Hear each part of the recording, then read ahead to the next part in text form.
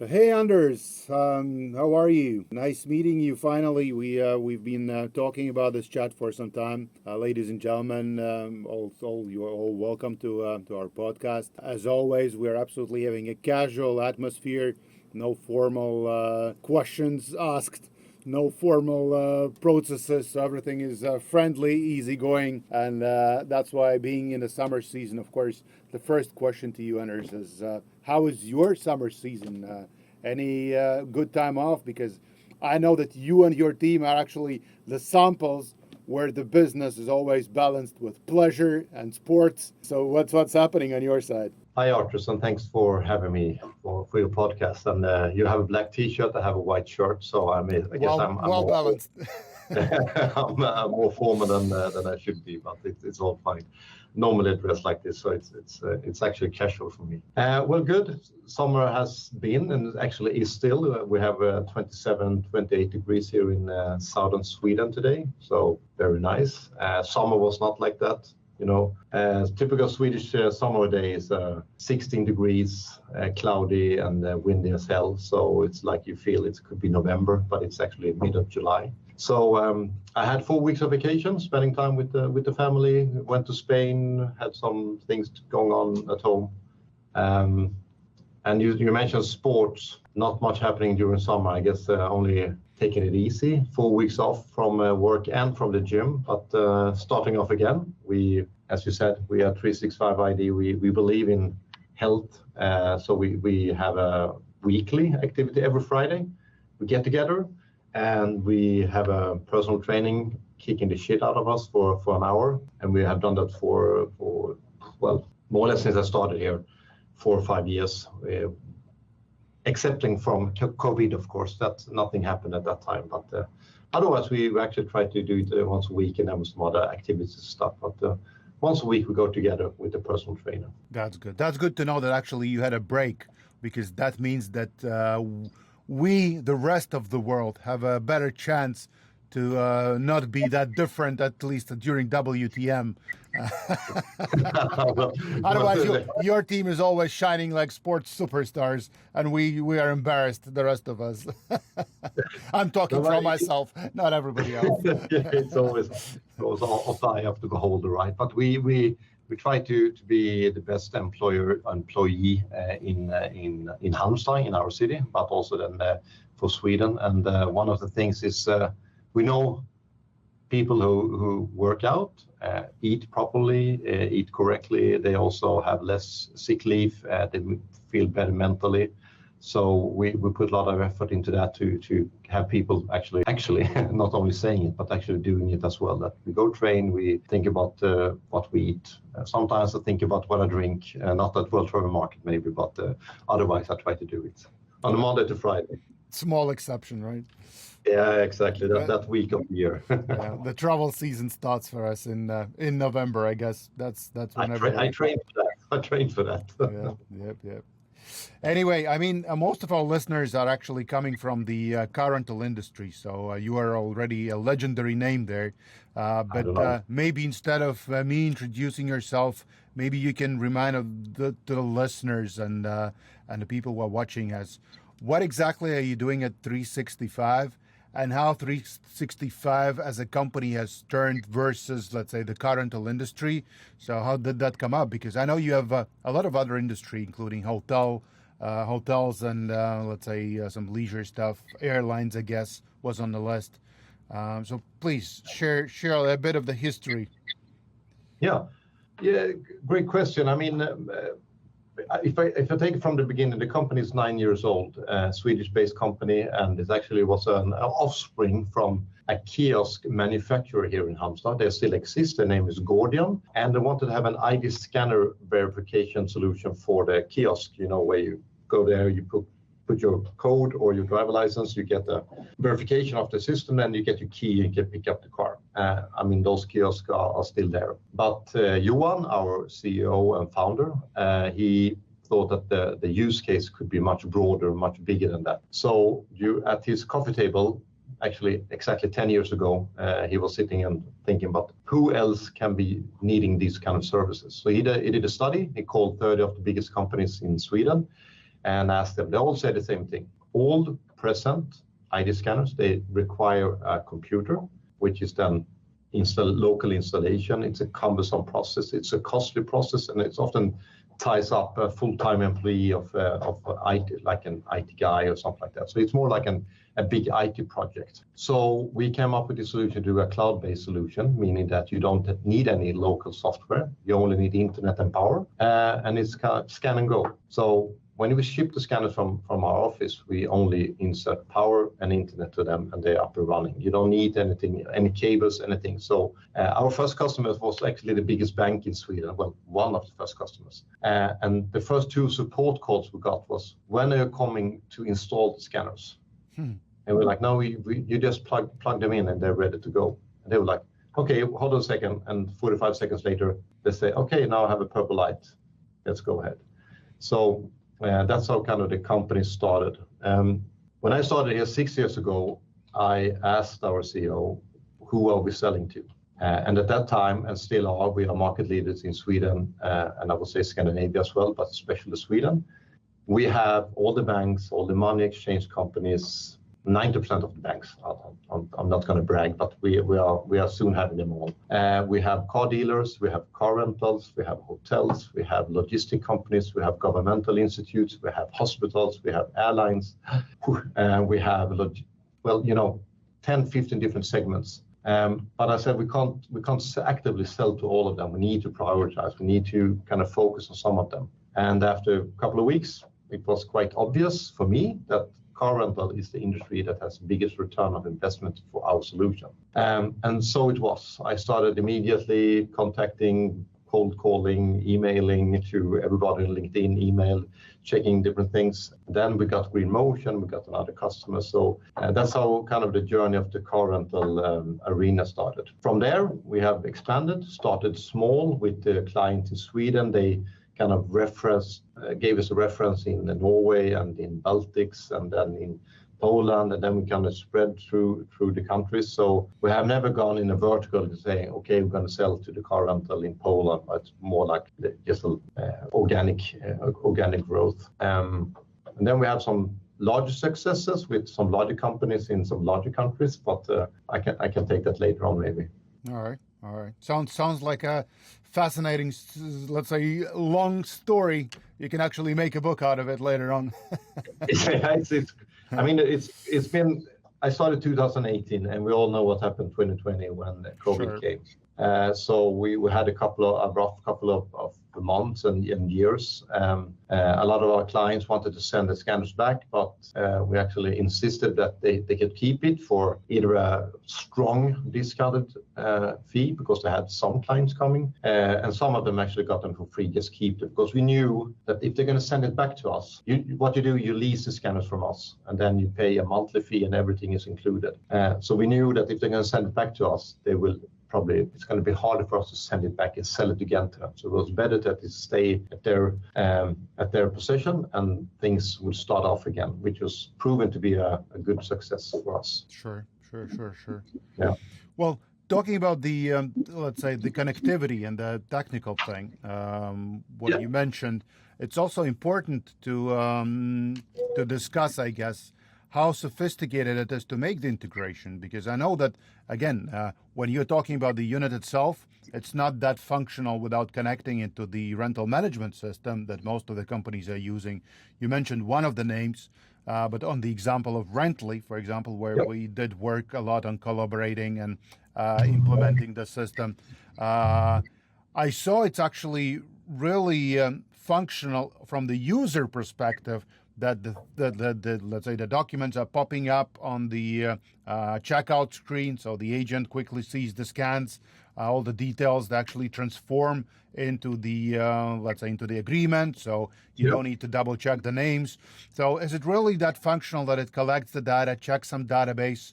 So can you explain maybe in simple words how is it done, and how is it then taken into the management system like Rently, for example?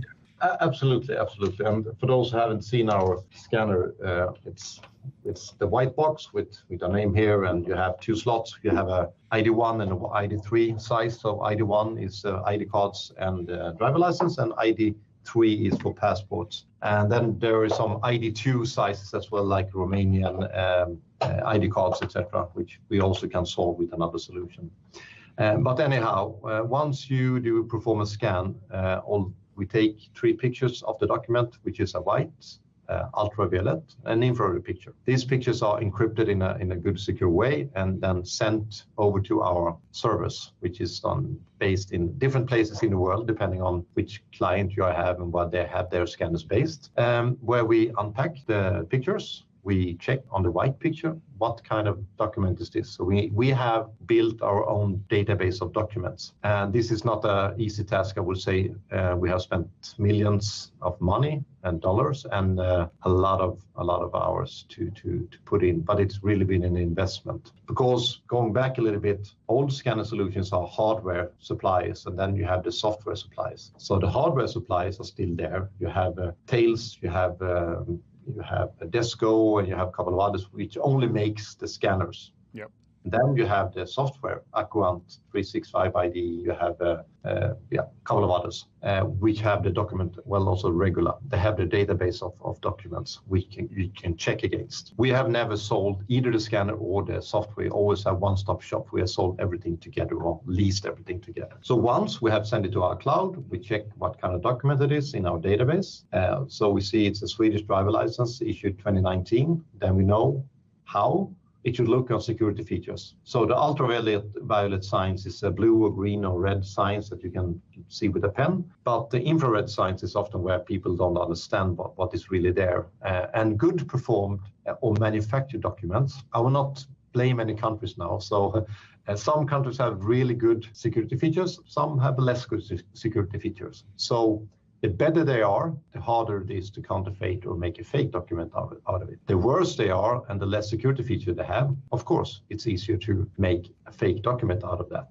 But on infrared, for instance, it could be printed with different ink. So some ink is seen on infrared and some ink is not seen. So that's quite a good tell for our algorithm and AI to check if it's fake or not. And at the same time, we will extract all the data from the document and send over API to Rentley Soft. So in that case, you don't need to manually type any first name, last name, date of birth, or if there is an address on the document, we will also transfer that. And of course, save the picture if you want, or if you don't want, you can choose that in our settings. So it gives the customer a better feeling, goes faster when you go there. You want to have your car, you don't want to answer all these questions which you have on the document itself. So you can just automatically populate it. And some also need to take a picture of the front and the back. So you need to take that back in the back room, and the old what do you call photocopy machine. Old way. Yeah, you have paper of that. So the paper is GDPR compliant. You need to store that for X amount of days. Who knows how many copies you make or where that paper goes and end up with. So this is something that we try to kind of enforce when we talk to customers, that everything is included in one-stop shop from our solution. Sales pitch, I'm sorry. Now, I think it's really important that we actually explain this in more simple details, because you know that I'm basically having daily chats with different car rental operators around the world. Some are bigger, some are smaller, some know more about technology, some know less. So that's why when I was showing that feature on the Rentley side, it actually was exciting for many of the managers and owners of the business that they can get access and they can have less errors in this checkout process with the documents. And especially that was my argument against those skeptics who often say that they don't want to implement technology or self-verification tools, for example, because of the safety. So some of them, they still believe that human factor is safer than having a technology.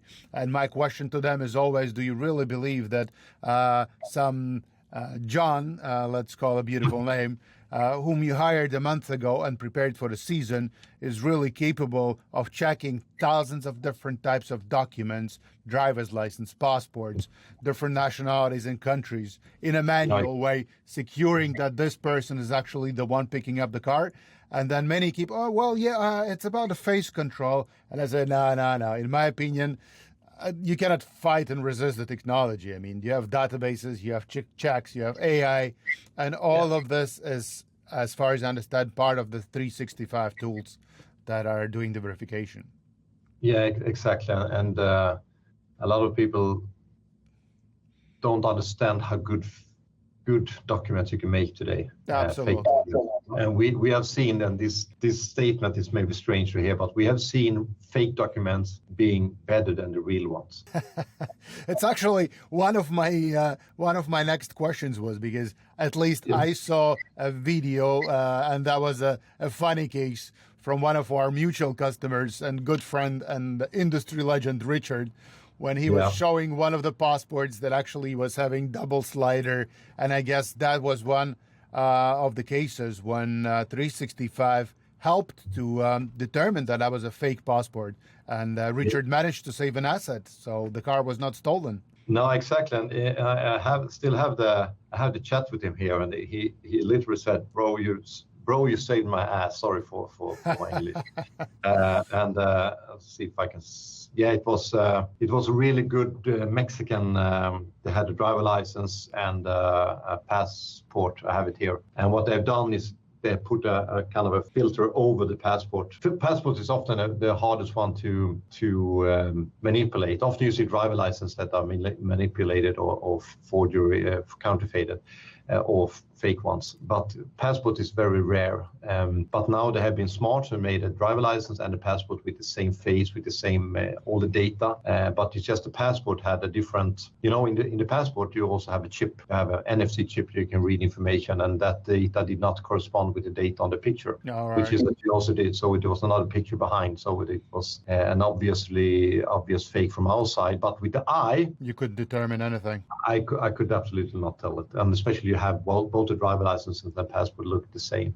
So in that case, one of the beautiful Mustangs would be gone, I guess. Yeah, and it was a car. I mean, it was a big car. He wanted to have just reading. Yeah, he wanted to have the big SUV, full loaded. So I mean, it's a $100,000 car, $150,000 car, I don't know. So happy to help them, of course, and happy to help anyone. But Richard was happy because he took the system just a couple of weeks before that. So it was good. I remember that.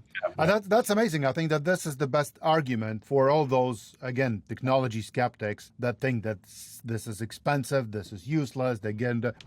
I always put a simple comparison. Guys, what is the value of your, let's not take the most premium one, but let's take the basic car. I mean, we're talking still about $40,000, $50,000, $60,000 euros, whatever the country is. And I mean, when we talk even about one stolen car, or let's take it vice versa, saved car, versus the hundreds or several thousands of euros that you need to pay for the equipment rental and for connecting this software, I think it's a no-go question.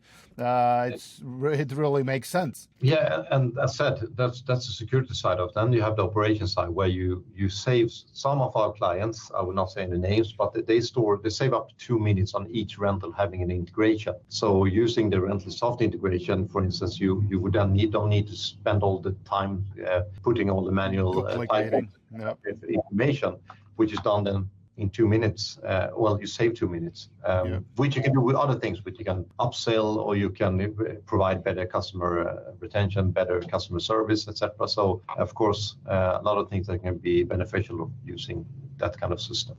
Yep, absolutely right. And talking about this development trend or the roadmap that you're having, I mean, you have a great history track from the kiosks to these beautiful modern units. I also saw somewhere online or on LinkedIn, you also having some of these glass-made scanners that can be probably installed into the desks. But what we see is that a lot of customers, they are now trying to get to the phones because from last stats that I saw is that about 70% of customers are going, let's say, versus digital process and booking process, and about 65 to 70 of them are actually using their phones to make the bookings. So I personally believe that the number of those using the phones to verify themselves to pick up the cars is going to be growing. Also on Rentley side, for example, we use phones to do the deliveries for, let's say, deliveries and pickups. So a lot of customers, they actually don't even have this let's say, the offices anymore. They do greet and meet services, or they deliver the cars to hotels. So are you guys planning to do something based on the phone apps, or is it compatible, or is it still in the future? Yeah. Great question, and this is kind of twofolded. So number one, as I showed you, the white scanner, which is an online scanner. We then have also partnered up with Desco, which is a hardware company, a German hardware company, and they are huge. I mean, if you're on an airport, I know Copenhagen Airport, where I often fly out from. I know Heathrow. I know all Frankfurt. Munich, all the big airports, they have Desco scanners where you take your boarding pass and scan it like a glass bed. So it's all of what's happening afterwards. So what we have why we teamed up with them was, I will not spoil any customer name, but one of the major car rental companies in Europe and in the world, they wanted to have a coherent look on their desks, and a white scanner did not fit into their desk policy or marketing. That's number one hint. You can then just think about which one it could be. But anyway, they want to have a black scanner and they want to have a flatbed scanner. So actually, I started 6 years ago with that company, trying to convince them. 3 years ago, I finally came into their headquarters and we had a proof of concept. And then now we have done a pilot. We're doing a pilot with them. So in order to do after the POC, they said, we want to work with a black scanner, a flatbed. So I said, okay, we are out. After a couple of days of thinking, we contacted Desco and said we know that they wanted their scanner, but they wanted to work with our software. So that's what we did. We teamed up with them, and now we have that solution out and running. And basically, it works the same way as our scanner. You scan a document, you either dip it in our scanner, or you put it on the glass surface. And the data will be taken pictures, sent to our cloud in exactly the same way. So it doesn't really matter. It's just a different business model, I would say. So that's number one. So we have two different hardware scanners. When it comes to app, mobile phone, SDK, I'm afraid the answer is going to be a little bit longer, but I hope we have time for that. So we are a security company. We are not a software company. There are a lot of software companies showing, selling, demonstrating ID apps. You can take a picture of an ID and instant verification. We stop 95% of all the fakes, etc. That's marketing, and it's not really true, because from a phone you cannot take UV and infrared pictures. It's impossible. You can only take the white picture. So as I explained earlier, that's where you have the security features on a document. If you can only take the white picture, you can only determine that this is a Swedish driver license or whatever driver license it is. I won't say it's impossible, but it's nearly impossible to tell that this document is real or fake. So coming from a security side that we do, we don't really like the idea. If we listen to our customers, if that's what they want, we have listened to them. So we have an app today and we have an SDK. An SDK is more or less an app in an app. So let's say SAS or any airline where you need to onboard yourself with taking a picture of the passport and doing a selfie. We can incorporate our app in their app. And it's ready as we speak. We have some minor adjustments. We have had some minor adjustment for a couple of months now, but it's like, technology, it's never ready. So we have that as well. The app is live with a couple of car rentals in Europe, 5 or 6 of them trying it out. The result is you take a picture of the document, you can make a selfie. The fraudsters, they are smart enough to know that if they have a fake ID, they make a picture of themselves. So it actually goes through. You will get a green face saying everything is fine, because the document picture is according to the picture of the person. If you take the next step in using passports or ID cards with a chip in them, then the security layer goes to the next level, because you have the picture of the document, you have the NFC data on the chip, comparing them, saying it's a match, and then take a selfie saying it's a match with the picture, then it's a secure document. But on driver license, you don't have that capability. I hope that makes sense. So to summarize, if I understood it correctly, so basically, if we go 100% clear and honest, then there is no way to do the proper passport check just on the phone without actually having these scan options and other verification steps. So the driver's Well, actually, license would still be something that could work out with a phone, right? no other way around. So driver license is impossible to determine. Okay, vice versa. Passport and ID cards could be, you can verify and make sure that they are real or fake. I can give you an example. Again, we work with one of the biggest car rentals in the world. In the US, they have 2,500 of our scanners in over 1,000 locations. We scan 35 to 40,000 scans every day for them, every day. So we are very well connected with them. We have been working with them for 3 years, and it seems like they're very happy with our service. We stop around 30 to 40 fakes per day for these companies, approximately. But they had a case, let's see here, it was during Thanksgiving last year. They have an app, which is .co.us. They have a US app where you can rent a car, you can do everything. And what you can do there is take a picture of your driver license with your phone. Then you make a selfie, and then you get a QR code, and you can pick up the car. This company lost 400 cars in 10 days. Wow. And they are not using our software on the phone. They're using another provider, a competitor to us. But most likely it would be the same result with us. We would probably not stop these 400 fake documents either. I can imagine. Because it's very hard to do it on the phone. But the same company now are they're going away from digital because it's not secure. And the amount of fakes that we stop in the US per day, there's no way that you can do that kind of transactions online or from the phone today to be secure. It doesn't exist. So that's why we're saying we have the app, we have the SDK that you can incorporate, but if you want to protect your assets and you want to be secure in your operations, that's not the way to go. Yep. Yet. I can imagine. And that was, let's say, an amazing part where you mentioned some of these numbers. So actually, it's interesting to hear what are the most exciting results number-wise, because I saw also on LinkedIn that you were celebrating a milestone, I think, of 1 million scans. Was it per month or per day? So no, it was 100,000 per day. 100,000 per day. Still amazing numbers. I mean, and saving that amount of cars by protecting from fraud is really unbelievable. What you're doing to the industry. Yeah, I mean those scans, the 100,000 scans are all customers. Okay, we have a vast majority of our clients is car rental, and most of the scans are from car rental. But I would say maybe 70,000 scans in the car rental industry per day at the moment. It's increasing every day now because we have signed a couple of other big clients in the US, and they are doing a lot of scans over there. Yeah. So it's good. It's good. Rently will bring you more customers as well. I guarantee that. I'll talk to the guys for sure. Mariano promised before the podcast that he will be doing his best job to add more customers to 365. So we'll see that. And we will do our best to help the customers, both with the security and, of course, speed up the processes. That's number one. Yep. So again, coming back to the simple thing, what would be your advice to these operators? I mean, how do you compare? Saying like, guys, you save one car and you pay the budget of all the equipment that we supply you to all your locations. What is the balance? What is your recommendation? I mean, often the problem is, as you said earlier, it's too expensive.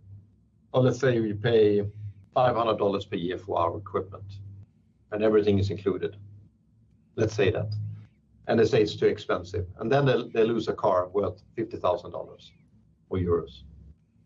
Suddenly it's not so expensive anymore. It's very, very cheap. Or cost effective, depending on what side of the marketing side you're looking at. But I wouldn't go so far as saying it's only security. Security is good, but of course the daily operations where you can actually save 22 minutes on each scan. When you do it manually. So it's also, we know that some countries are harder hit than others. I mean, the US market is extreme when it comes to fake IDs. We have other countries. We have Greece is another example. We have a lot of fakes there.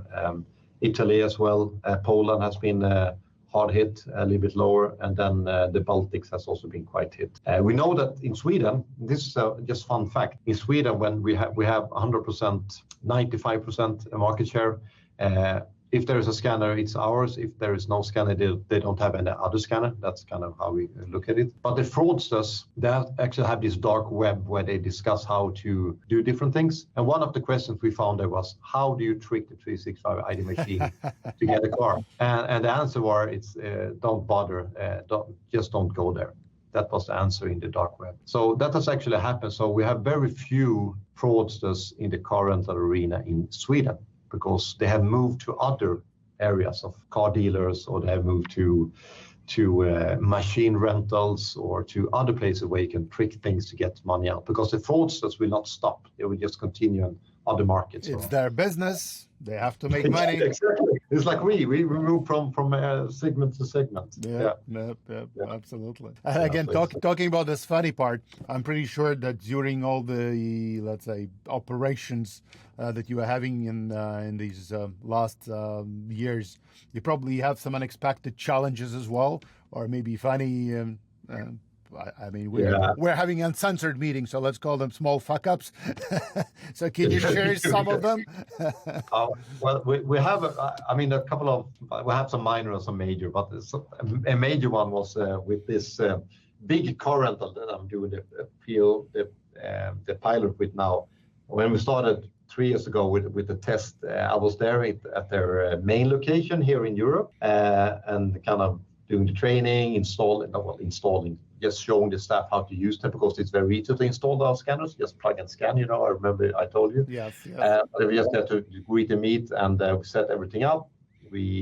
I came home, it was a Wednesday, and on Sunday, our support texted me, say something is wrong with these scanners here in this location, what's wrong? And they all went offline at the same time. Remember, this is the biggest, I can imagine, yeah. I was like, what's wrong? Monday morning early, we just had a meeting, and none of the 20 scanners was functioning. All were offline, nothing happened. So something was malfunctioning, so I just had to pack a big briefcase with 20 scanners, book a flight. I took the train to Copenhagen. I flew over the 3 hours flight. I went there. I took all the scanners out. I plugged in new ones with the new software, hardware, everything, and they worked. And I flew home again. So I think I left at 5 a.m. I was home at 11 or something in the evening. That was fast reaction. what don't you do for your customers? But that could be a major fuck up. I mean, if now we're further ahead, but at that time we would probably be out if we would not solve it so quickly. So that was a big one that we turned around. Yeah. Some other fun stuff is some countries have so bad documents they don't understand it themselves. Where you have imprints and misprints, and they say, hey, you couldn't read my name correctly. Well, can you read it with your eye? No, I can't read it, but your computer can read it. So those things happen all the time. You have to kind of explain for the client why things doesn't happen. I mean, that's normal. Some customers has gotten a scanner, inserted the power, and they say nothing happens. It doesn't work. Something wrong with the scanners. But okay, do you have internet with the scanners? Oh, okay, maybe we should add some power internet to it as well. So yeah, those things are happening. Back to basics. Yeah, I mean, we can be better also. It's but the one fun fact, and this is actually real stuff happening. At one car rental here in Sweden, there was a guy working as a cleaner. He was cleaning the cars, and he was very interested in the scanner, how it worked and whatnot. So after hours, he took his driver license and scanned it in the scanner with a red result. And then we have a notification. So the notification email went to the manager. And the manager was wondering who is scanning a document at 9 p.m. in the evening at our facility. And then they have the capability to store the information, the picture. You can store it if you want, or if you don't want. This customer had it stored, so he can download it. And he saw a picture of his guy who's working at the washer. So he's thinking, okay, what's wrong with this customer? So he called our support and said, it was a red scan. Can you tell us why? And we checked it manually for the client, which he asked us for, and we came back to it's a clear fake document. It's not a real document. So this guy who's working as a washer, he was driving cars every day for this car rental company, but he had a fake ID. He decided to check it himself. Yeah. So he was immediately fired, and he called to us and was very upset with us because we have made him lose his job. That's really hilarious. So it's maybe it's sad for him, but it just shows that our scanner is working. Of course. That's a great example. Yeah, it's quite fun. And coming back to your story about you flying out, for example, with a suitcase of these things, I know you're pretty active on existing customers and on new customers, and being myself involved in all these let's say technological innovations in new markets. I know how tough it is to work on both developing the product and service and retaining the customers, making sure that everybody's happy. So what advices do you have? What is the success formula that you are using to balance these things out? Because retaining customers is as important as gaining new ones, or maybe even more important. You never know. So what's your formula? It's very so hard. The balance. I mean, we have more or less daily, at least weekly prioritized meetings here with our development team. We have so much in the back end. We have so many development products, so many products in pipeline, so many small and big things that our customers want from us. But I mean, it's always a priority and balance what you should start with. Helping the existing clients. How much time does it take? How much effort does it do? And how much is the benefit for the client? So it's always the balance between that. But I would say it goes hand in hand. I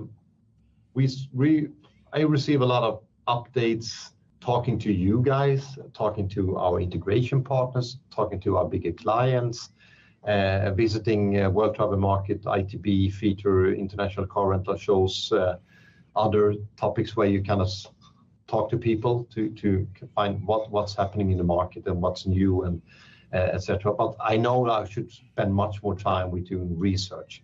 But you're so customer focused, and maybe sometimes forget about doing the proper research checks. But I would like to have more time over to do research, and same goes to Johan, our CEO. But I think the market, the different conferences and fairs is really good for us to understand and listen to, and just meet and greet. I think that helps me a lot.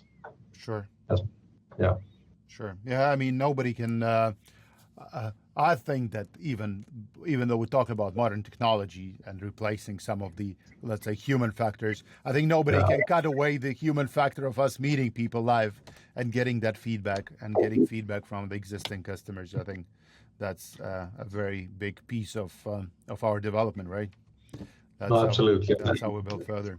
Exactly. So it's a marathon, that's a sprint. It's just a matter of gathering knowledge. And just before our call today, I had a meeting with the guy who wanted to start working with us, and he asked me why aren't you doing geographical verticals instead of doing kind of business segments verticals when selling? So I'm responsible for car rental. Johan is responsible for banking, money exchange. We have one guy focusing on hotels, another guy on car dealers. So I said, just because we need to understand one segment that we're really good at, because you can't be an expert on 10 different segments. What's happening here? What's the legislation here? What kind of rental systems or PMS systems or DMS systems should you keep track of? So that's why we have kind of centered our sales effort into segment-based and prioritize that.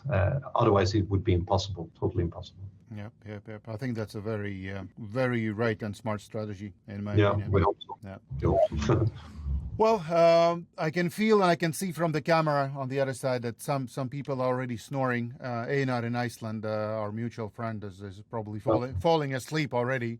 So has his bow tie on, or yeah, probably he has the bow tie, but he's falling asleep. So to wake him up, I wanted to get away from the technology and all our business talks, and ask you some maybe wicked questions, but I'm really excited to hear from you. So if you would look back, and especially before the COVID time, because I think that we all have our lives divided, post-COVID and pre-COVID, or maybe you can even look back into some younger days of yourself. And if you consider again, still the industry we're talking about, which is car rental. So what would be the advices you would give to yourself, to your younger self, in means of developing maybe the product in this industry, or anything else? You can describe also your own development if you wish. Ooh, that's a deep one. Number one, I met so many fun people, which I consider friends. I mean, most of the people I met here was during the first World Travel Market, where actually Carl Taylor and Steve Dennis was and Tarminder. They were the first guys I met there, and they, well, I should not say too much about this. Maybe legendary names. Yeah, legendary names, exactly. And we shared a couple of beers, and then after that we have been friends. But friends has also helped me a lot in the market. They have opened doors for me. They have introduced me to so many people. We have never done any business together, any of us, the names I mentioned. But we have been and are still friends, and they are helping me a lot with connections, and I try to help them, and they try to help me. So that's one thing. It's a very friendly community. A lot of people are fantastic, and I kind of look forward to go to World Travel Market, the International Car Rental Show, and different fairs to meet everybody. So I wish I did that earlier. That's one thing. I worked with other industries before. It's so boring, going to the fairs, I was just puking. I don't want to go, but now it's fun to go. So that's one thing. Started earlier. Setting long-term goal and do proper groundwork. That would be, of course, for everything, but maybe do more research early on than I did. I did a lot, but I could do even more. And then doing connectivity with more rental systems earlier than we did. Yeah, that's more maybe more sales strategic points, but that definitely what we do. But definitely start earlier, so I could have more years of fun with these people. That's for sure. Yep. I think that we have an exciting community actually within the rent-a-car world, and it's really becoming like a family when we talk to each other on a daily basis or weekly basis, and we are glad to meet each other at the events. It's fantastic. It's a really huge community, rent-a-car community. Yeah, it is, and I would just say I think that the data that we share could be shared more frequently in some way. I don't tell me how, but in some way like this we do with the pod or any community. I don't say we can have a Discord server because I don't understand how that works, but maybe some kind of community we can share information to help each other out. I'll promise. I'll start taking care of that. That's a good advice. There we go. So we'll use that as a good opportunity, actually. And I just need to text one thing. Is it okay? Absolutely. Are you texting Steve or Einar already for them to wake up? No, my mother. All right. That's something you can do. Yeah. To round up our discussion, is besides the WTM, of course, we're all looking forward to it. I think it's, despite that it's at the end of the year, I think it's actually the opening of the season, because that's how we see it usually, that it's not the finalizing the year, but opening the new season of meetings and events.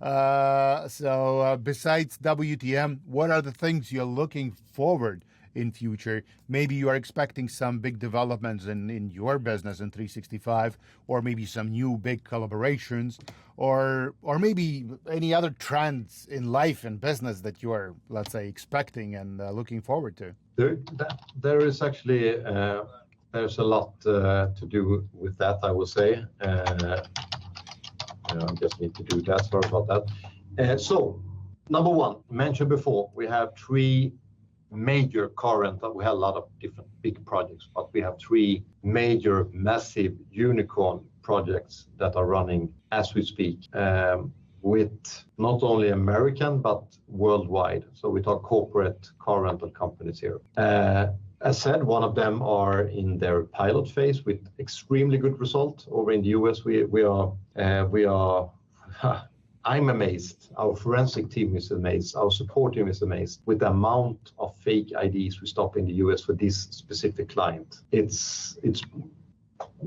beyond.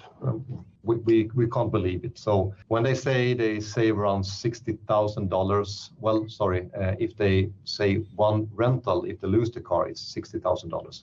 I'm not saying that you lose a car for every fake document it is, because some people have fake documents that because they couldn't manage to take the test with the driver license institute, they bought the document. So they're not going to steal the car.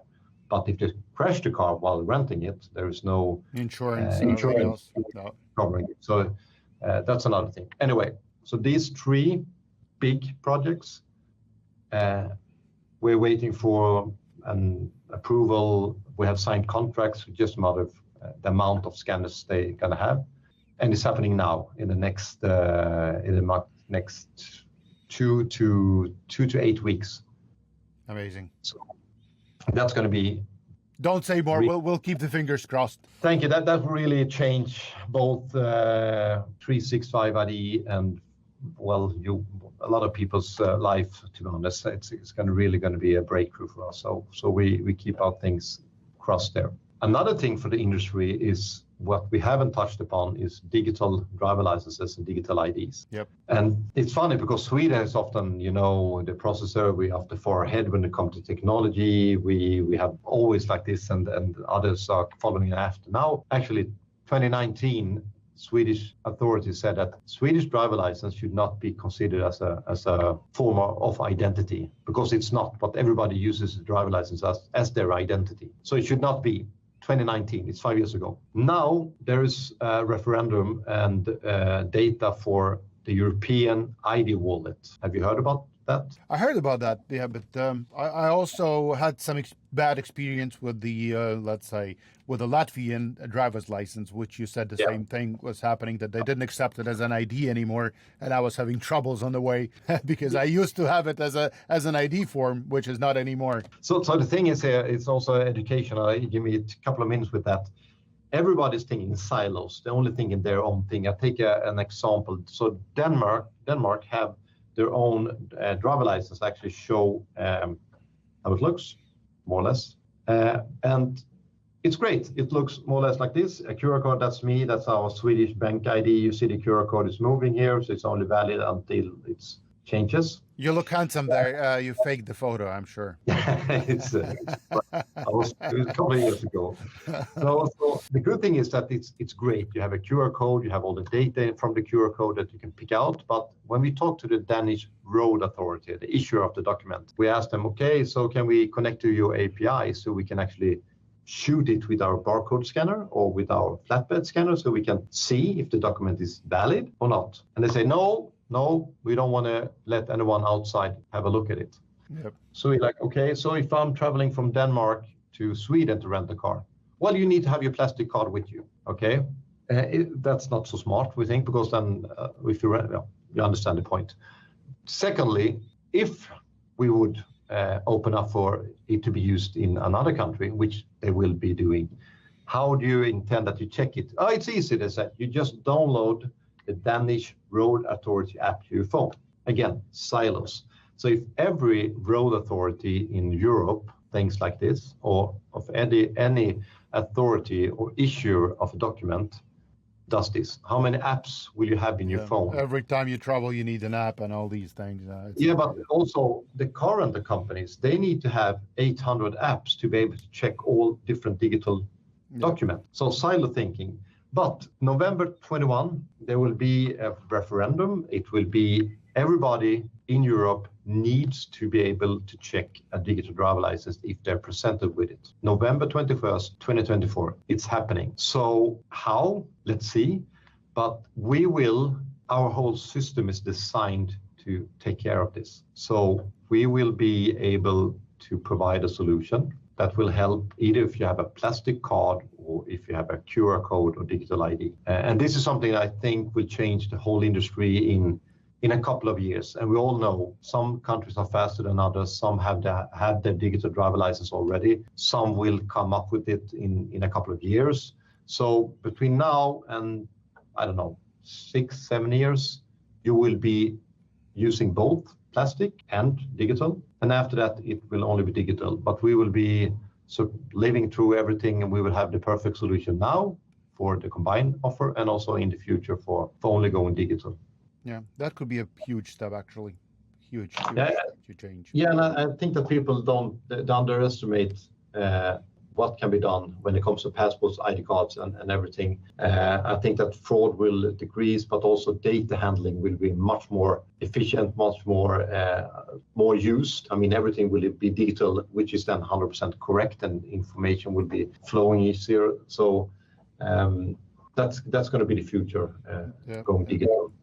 That's actually funny, because I have experience with one country that I will not call by the name, but it's inside the country. There's so much digitalization, and it's so much, let's say, more comfort, because you actually carry only your phone, and you have the access to all the digital format of any document, be it insurance, medical certificate, your pension number, your passport, your driver's license, your insurance, everything is in one place. So whoever stops you, be it a policeman, doctor, ambulance, whatever, you just show your phone, you show your scanners, and everything is done. And it saves really a lot of hassle of carrying all these documents with you or trying to find them, because some of the things you don't need on a daily basis, so you forget where they are. You start searching in the pockets everywhere. Where is my certificate? Where's my insurance?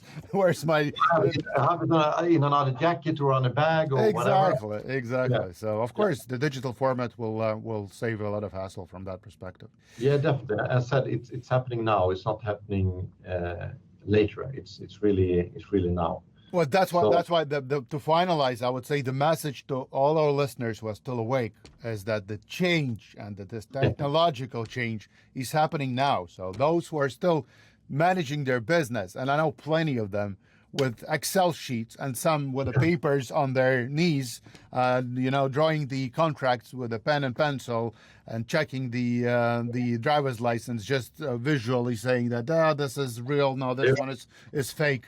Guys, the change is happening now and yesterday. So tomorrow, most likely you will be out of the business, because you're just going to go bankrupt with all the risks that you will not be able to track and follow without the technology that we are, let's say, showcasing you here. But I still wish all the best to all of our partners and friends. And Anders, feel free if you want to add something, please. I said one thing, as with the fraud. The fraud cases are increasing. We see it on a daily basis, especially now in recession time. I mean, recession time means, which has been and still are, high interest, people are out of jobs, like companies closing, people are desperate, and fake IDs is rising.